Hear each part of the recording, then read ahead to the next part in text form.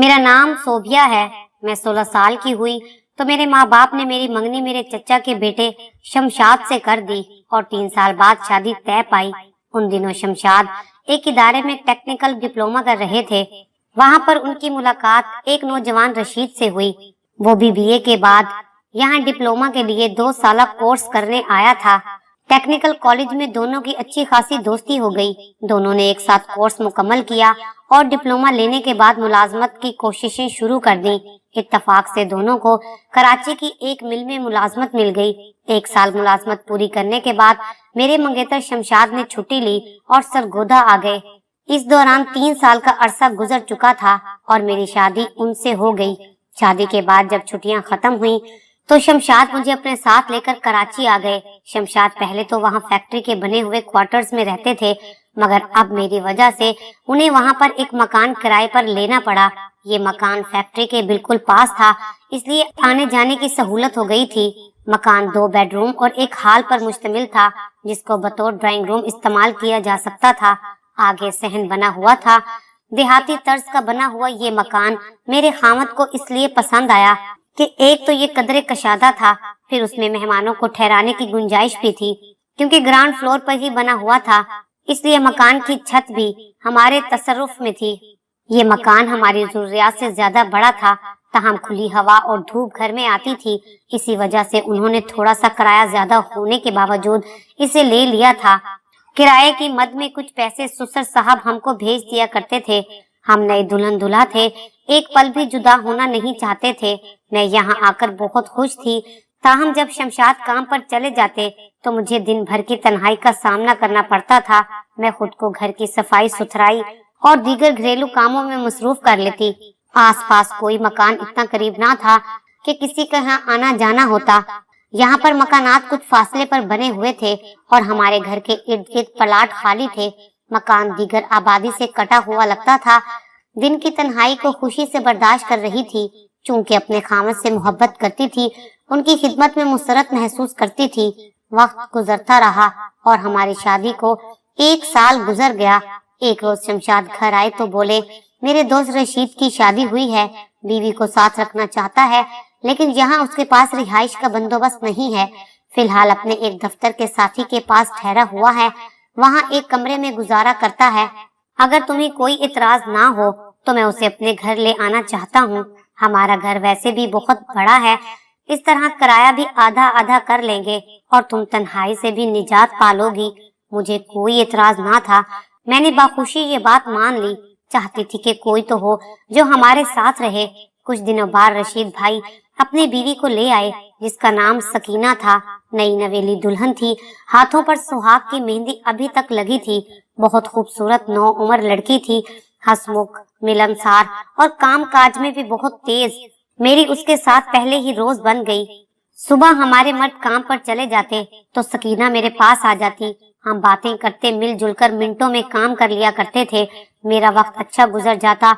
वो भी खुश थी कि आधा घर रहने को मिल गया है। सहन एक ही था, लेकिन कमरा और एक गुसलखाना उनके इस्तेमाल में था। सहन हम दोनों मुश्तरका इस्तेमाल करते थे। ये एक गुसलखाना नीचे और दूसरा छत पर था। यूं 2 फैमिलीज का बआसानी गुजारा हो रहा था। वो अच्छी आदत की मालिक थी, सादा फितरत थी, मेरा अदब करती। मुझे उसने भी शिकायत का मौका ना दिया, बल्कि मेरे कामों में हाथ बटा देती। हमारा रिश्ता बहनों जैसा बन गया। इस पर हमारे खामद भी बहुत खुश थे। वो तो अरसा पहले से दोस्त थे, तालिब इल्मी के जमाने से, और अब हम सहेलियां बन गई थीं। एक फैमिली की मानिद हो गए थे। परदेश में जो तन्हाई का एहसास होता है वो जाता रहा। सैर को भी जाते तो इकट्ठे, वरना मजा नहीं आता था। सकीना को कराची आए 3 माह गुजरे थे कि उसे एहसास हो गया कि वो उम्मीद से है।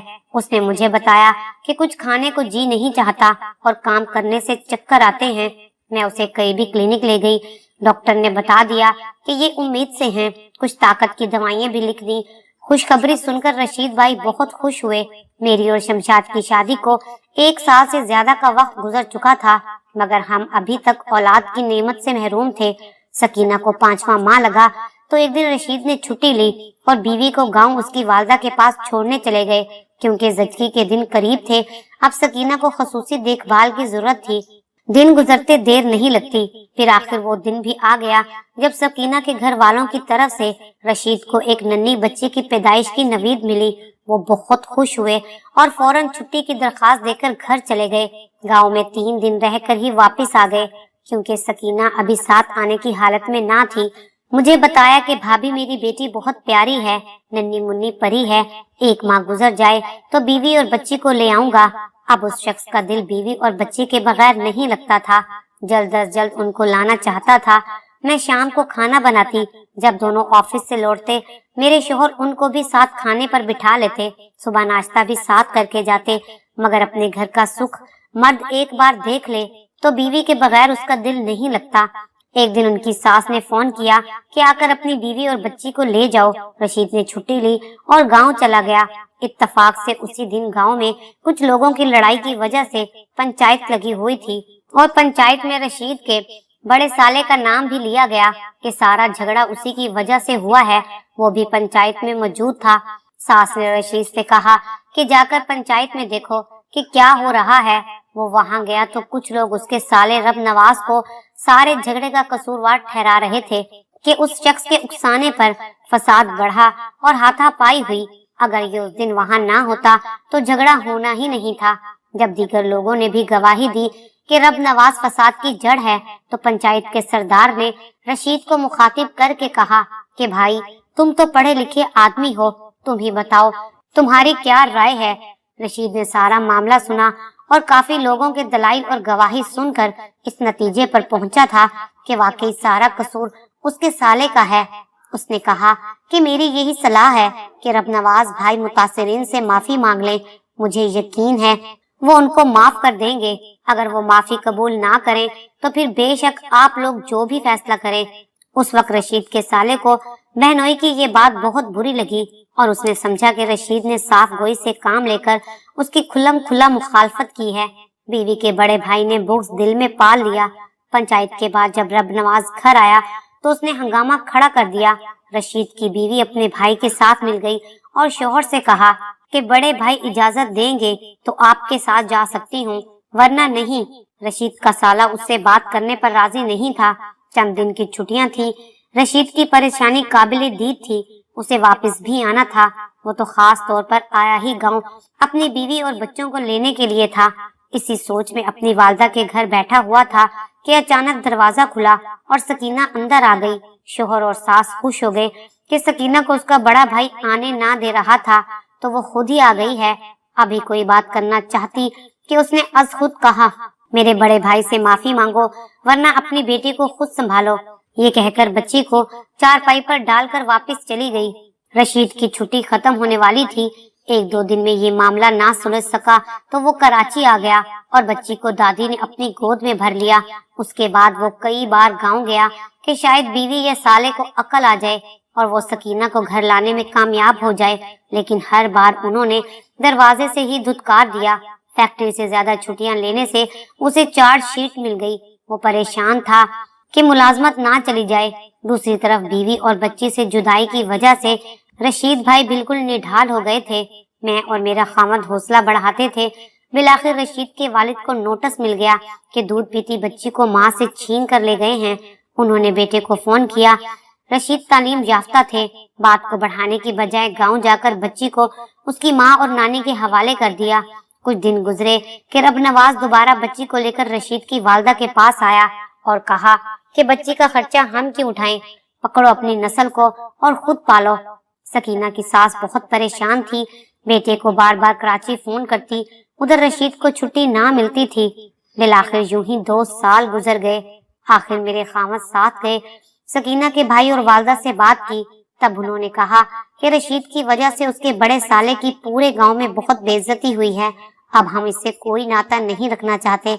हमारी लड़की को तलाक दो और सकीना का सारा जेवर और सामान भी वापस दो।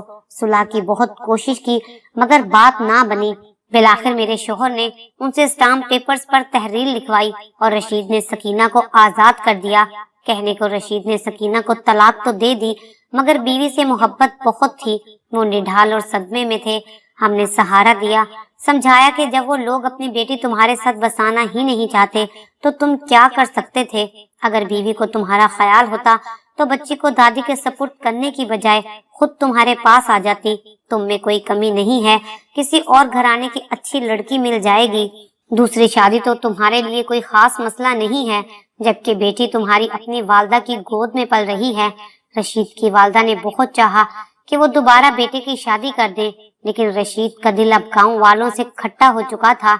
उसने गांव में शादी करने से इनकार कर दिया। एक दिन उसके वालिद का फोन आया कि तुम्हारी साबका बीवी की दूसरी शादी हो रही है और बारात दूर से आएगी, वो शहर में ब्याह कर जा रही है। रशीद के लिए ये खबर भी अफसोस का बाइस थी, लेकिन अफसोस के सिवा क्या चारा था कि उसकी बच्ची की माँ ने खुद तलाक का मुतालबा किया था, क्योंकि वो तो कई बार मनाने जा चुका था। सकीना यही कहती थी, बड़े भाई नहीं मानते, मैं क्या करूं? उनकी इजाजत के बगैर तुम्हारे साथ नहीं जा सकती। तलाक भी उसके भाइयों ने तलब की थी, जबकि रशीद इस अमर पर आमादा ना थे। उनको तो सकीना से वालिहाना मोहब्बत थी, शायद कि सकीना को ही नहीं थी। जबकि सकीना ने अपनी नई बच्ची की भी कुर्बानी भाइयों की खातिर दे दी थी। सकीना की बारात धूमधाम से आ गई। गांव के हर शख्स को ताज्जुब हुआ था कि गांव में औरत का दूसरी बार निकाह हो तो रीत है कि सादगी से होता है, फिर इतनी धूमधाम कैसी? सकीना कुंवारी लड़की की तरह ब्याही जा रही थी। बहरहाल गांव के चंद बदख्वाहों ने दूल्हा वालों के कानों में ये फूंक दिया कि इतनी धूमधाम ना करो, सकीना तलाक याफ्ता है और एक बच्ची की माँ है। उसकी साबका ससुराल का घर भी नजदीक ही था। उन लोगों का लिहाज करना चाहिए। हर गांव के अपने रीत रिवाज होते हैं, वो एक दूसरे का लिहाज भी रखते हैं और रिवाजों की रूगर्दानी से बरहम भी हो जाते हैं। बारात लाने वालों ने ढोल ढमक्का तो रोक लिया, लेकिन वो सख्ते में आ गए, क्योंकि उनका लड़का कंवारा था और लड़की के भाइयों ने भी उनको ये बावर कराया था कि सकीना एक बिन ब्याही लड़की है। बारात लौट जाने से कबल मामला संजीदा देखकर कुछ बुजुर्ग आगे बढ़े। उन्होंने लड़के वालों को समझा बुझा कर मामले को ठंडा किया और इज्जत से सकीना की रुखसती का माहौल बना दिया। वो तो रुखसत हुई, मगर गांव के लोगों को रब नवाज और उसके भाइयों के झूठ पर गुस्सा था। जो उनके खिलाफ लोग थे, हर हाल में उनके झूठ का पोल खोलना चाहते थे। उनके पेट में मरोड़ उठ रहे थे कि मुतलका सकीना को कंवारी बनाकर उसके मेके वालों ने ब्याह ले जाने वालों की आंखों में धूल क्यों झोंकी है। सकीना का ससुराल दूर था, वरना शायद उन लोगों का वार चल जाता। वक्त गुजरने के साथ बात ठंडी पड़ गई और फिर लोग इस अमर को भूल भाल गए। 2 माह तक उसके भाई बहन को लेने ना गए ताकि मुखालिफ गांव वालों का गुस्सा ठंडा हो जाए। 2 माह बाद वो पहली बार सकीना को लेने गए। जब वो 15 दिन बाद मेके में रहकर ससुराल जाने गई तो उसके बदफितरत बड़े भाई रब नवाज ने कहा, बहन दूर का मामला है, हम हर वक्त तो तुम्हारी खबर नहीं रख सकते और ये गैर लोग हैं। बेहतर है अपना जेवर जो पहनकर आई हो यही रख जाओ, तुम्हारी अमानत है। इन लोगों में रस बस जाओ और 1-2 बच्चे हो जाएं तो जेवर बेशक ले जाना। बहन बेचारी ने तो बड़े भाइयों की जहनी गुलामी में परवरिश पाई थी। उसने जेवर उतार कर भाई के हवाले कर दिए और चुप करके शोहर के घर आ गई। ससुराल में एक रोज किसी रिश्तेदार की शादी में जाना था। सास ने कहा, सकीना तुम्हारा जेवर किधर है? जेवर तो इसीलिए बनवाया जाता है कि शादी ब्याह और खुशियों की तकरीबात में पहना जाए। तुम सुहागन हो, चूड़ियां लॉकेट बिंदिया हर शय ही उतार कर रख दी है। आज सारा जेवर पहनकर शादी में जाना होगा। तब सकीना को बताना पड़ा कि वो तो बड़े भाई के पास अमानत रखा हुआ है।